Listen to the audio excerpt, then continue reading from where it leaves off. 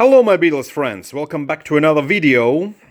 We're back in the Noske book video, and this video is a subscriber request video, and he asked me to show some Peruvian albums.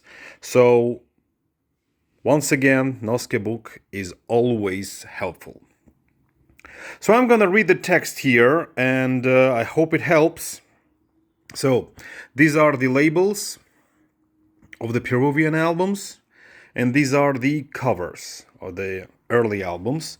And as an example, I'm going to show you this Hard Day's Night, and I'm going to show you this is the first issue of A Hard Day's Night, and this is the second issue.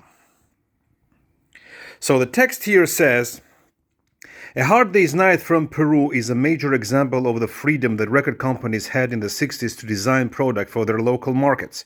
Only the back has some of the graphic elements which are predominantly featured in most other covers of that album around the world. The Peruvian LPs followed the British ones as far as content was concerned. Other South American countries chose to adapt the US track listings on Rubber Soul or Revolver, for instance. LPs in Peru were originally issued on Black Odeon label in mono and stereo up to Rubber Soul. So, this type of label is the first label for the early albums from Please Please Me to Rubber Soul. After that, all the albums feature this kind of label. So, if you find early albums from A Hard Day's Night to Rubber Soul on the blue-black label, it's a repress. Up to Rubber Soul, after which the black and blue one replaced it. Help on that label came out without individual songs listings. See first row right. This one. In the following decades, the light EMI label took over after Apple period. Is an interim solution. Peru also had capital releases on a color-bound label similar to the US. See example of something new for a cover and label variations. As the illustrations on the right show, the majority of the original releases copy the principal layout of the British releases, with help showing a somewhat more independent design. The renamed Beatles for Sale and Sgt. Pepper are not fold-outs. The latter has a white or a red back. See following page. So, the most important is that this type of label is the Please Please Me to Rubber Soul. The rest of the albums, Revolver, should be on blue-black. Now, all the albums that you see on the blue-black and are first 6 albums, like in the case of A Hard Day's Night, it's a repress. So, flipping the page. So here are the pictures of all the albums. And here. Opposite page.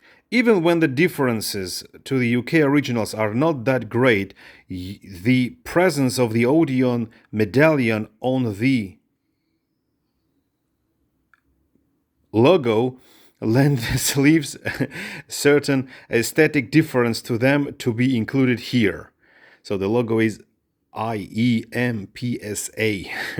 In many cases, it is the back covers of the LPs which distinguish them from their UK counterparts.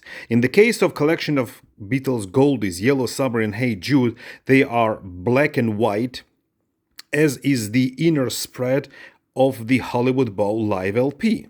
The Rarities album is of special interest because it has the US front and center spread, but the UK back and contents. The red and blue compilations do not have the song lyrics printed on the inner sleeves, but rather on 2 red or blue spreadsheets included with each release. Ballads features a Spanish front and monochrome back. Beatles Forever uses the original Portuguese Brazilian cover with the additional Spanish manufacturing remarks for Peru. 20 Greatest Hits is the US version, and Love Song's overall aesthetic is upset by the yellow components. Rock and roll music, real music, and the 20 Éxitos de Ore just show Peruvian manufacturing remarks on their backs. Okay.